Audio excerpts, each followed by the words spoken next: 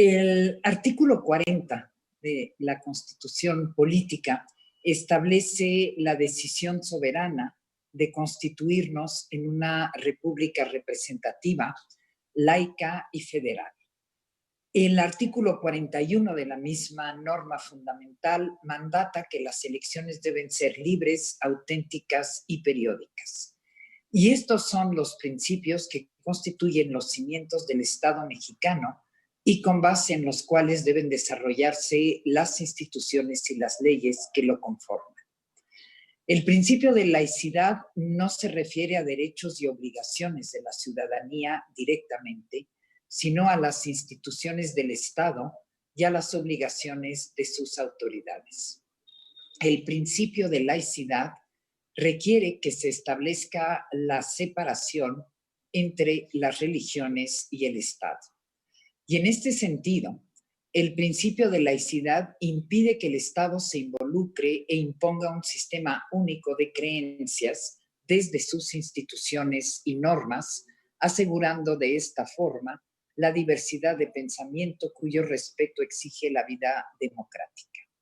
Además, en materia electoral, el principio de laicidad justamente garantiza la libertad del sufragio. Este principio debe observarse en la constitución de las instituciones que integran al Estado. Y en el sistema político mexicano, los partidos políticos son una de las instituciones más importantes debido a que constituyen, entre otras, la vía para que la ciudadanía sea representada en los espacios de deliberación y toma de decisiones y a su vez acceda a los cargos de elección popular. El artículo 130 de la Constitución Federal establece en el ámbito electoral que las y los ministros de culto no podrán asociarse con fines políticos ni realizar proselitismo en favor o en contra de candidatura, participación o asociación política alguna. Bajo esta lógica, la norma aplicable prevé reglas para cancelar toda posibilidad de que en la constitución de los partidos políticos haya injerencia de instituciones religiosas y de sus representantes. La prohibición a las y a los ministros de culto de participar en la arena pública a través de los partidos políticos es justamente lo que garantiza el respeto al principio de laicidad, ya que con ello se asegura que no se utilice a esas entidades de interés público para imponer creencias religiosas desde cargos de toma de decisión. El texto constitucional establece una presunción en base a razones históricas y políticas, conforme a la cual la participación de ministros y ministras de culto en cuestiones políticas afecta la participación de la ciudadanía en forma libre. Así, la prohibición expresa pretende la diversidad y libertades frente a la influencia simbólica y organizacional de que ejercen quienes sostentan una ministratura religiosa. La naturaleza de esta prohibición hecha a las y a los ministros de culto se dirige en lo individual y no con un carácter grupal, como sucede, por ejemplo, con la prohibición dirigida contra la intervención de organizaciones gremiales. Mientras que una persona se une a un sindicato para la defensa de sus derechos laborales e individuales y obtiene fuerza en la colectividad, en el caso de las ministraturas de culto, la decisión de obtener tal carácter se enfoca en el poder individual para practicar una fe y divulgar su contenido desde una autoridad moral circunscrita con una sola persona. La especial intensidad que se ha reconocido respecto de la vulneración al principio de laicidad en el caso de uso de símbolos religiosos en campaña se vuelve todavía más relevante cuando personas que ejercen ministraturas religiosas, violando la prohibición constitucional, forman parte de agrupaciones que buscan ser partidos políticos. Respecto de las sanciones que se contemplan para las organizaciones ciudadanas que buscan ser partido político y que incurran en las infracciones vinculadas con la participación de quienes ejercen ministraturas de culto, la ley contempla específicamente la cancelación del procedimiento tendente a obtener el registro como partido político nacional. Y esto está claramente establecido en el artículo 456 de la ley. De esta forma, la gravedad y consecuencias de la violación al principio de laicidad debe analizarse con base en el mandato constitucional expreso que, salvo por el ejercicio activo del voto, excluye la participación política de quienes tienen una investidura religiosa. La prohibición que excluye a las y los ministros de culto de participar a través de organizaciones y de partidos políticos es una restricción constitucional al derecho de asociación que obedece a la necesidad de proteger el principio de laicidad como elemento fundante del Estado mexicano. Por ese motivo, la restricción constitucional es tajante en su formulación, porque los valores que tutela son cruciales para el desarrollo de los principios democráticos que deben ser garantizados por las autoridades electorales. Con base en dicho criterio, debe considerarse que si el uso de los símbolos conduce a una especial afectación, entonces la participación directa de quienes ocupan una ministratura de culto como parte de una organización que pretende ser partido político constituye una afectación de especial gravedad frente a una prohibición establecida por el poder constituyente de manera directa. En mi opinión, la violación al principio de laicidad y en específico la prohibición constitucional expresa que impide a ministraturas de culto asociarse con fines políticos genera una afectación de especial intensidad al proceso de constitución de partidos políticos que no es reparable con la simple anulación de las asambleas en las que se acredita que intervinieron. Conforme a la ley, deben destacarse dos premisas fundamentales para identificar la consecuencia jurídica necesaria en el caso de que personas que ostenten una ministratura religiosa participen en una organización que busca ser partido político. La primera premisa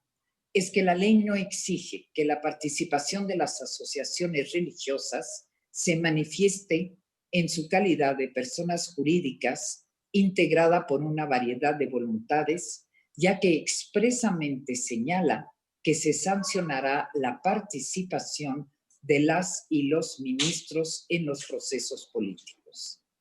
La segunda premisa que debe considerarse es que en la ley se establecen consecuencias específicas para sancionar a las organizaciones que pretendan obtener su registro como partido político y que incurren en las conductas ilícitas que se refieren en la primera premisa. Dichas sanciones incluyen la amonestación pública, la imposición de multas y la cancelación del procedimiento para obtener el registro como partido político. Y cabe señalar aquí que el Instituto Nacional Electoral fue además omiso en aplicar una sanción, ya que solo anuló las asambleas en las que participaron ministras y ministros de culto. Además, el análisis realizado por la autoridad responsable es, en mi opinión, incorrecto, porque desconoció la primera premisa con base a la cual se establece la hipótesis sancionatoria en el caso de violación al principio de laicidad. La ley no exige, no prohíbe la participación de las asociaciones religiosas como personas jurídicas. Insisto, prevé que se sancionará la participación de las y los ministros de culto. La conclusión a la que arriba la autoridad responsable es incompleta, debido a que omite atender la segunda premisa establecida en la propia Ley General de Procedimientos Electorales respecto de esta participación en los procesos de constitución de los partidos políticos. La anulación de asambleas no es la consecuencia adecuada en caso de faltas graves a la Constitución provocada por la participación de quienes ostentan una ministratura de culto. La sanción correspondiente es la cancelación del proceso para obtener el registro como partido político. Al establecer como sanción esta cancelación del proceso, el Congreso de la Unión previó un deber de cuidado que deben asumir esas organizaciones para evitar la participación de personas que ejercen ministraturas de culto. Al considerar que las diversas violaciones al principio de laicidad por parte de varios ministros y ministras de culto son susceptibles de repararse en lo individual, el Consejo General pasó por alto que la intensidad de dicho daño debe analizarse en atención a la gravedad de la falta que encuentra su sustento justamente en el texto de la Constitución. En este orden de ideas se tiene por acreditada la participación de distintas personas que ostentan una ministratura en una organización religiosa en el proceso para que justamente esta organización obtuviera su registro como partido político. Dicha participación no solo se limitó a participar en las asambleas, sino también entregar apoyos económicos y promocionar a la organización, sino que las y los ministros de culto forman parte, a través de su afiliación, de dicha organización. Asimismo, en el acto reclamado se advierte que la autoridad responsable únicamente analizó la participación de las y los ministros en las asambleas estatales, sin haber considerado su participación en el desarrollo de la Asamblea Nacional Constitutiva, a la cual se registraron 6 ministras y ministros de culto y participaron 4, por lo cual en esta lógica debió también anularse esta Asamblea Nacional. Acreditada la participación de personas ministras de culto al interior de la organización y la implicación que ello genera, corresponde entonces identificar la consecuencia jurídica de dicha violación al principio de laicidad en su vertiente de exclusión a la participación de personas con investidura religiosa en la vida política nacional.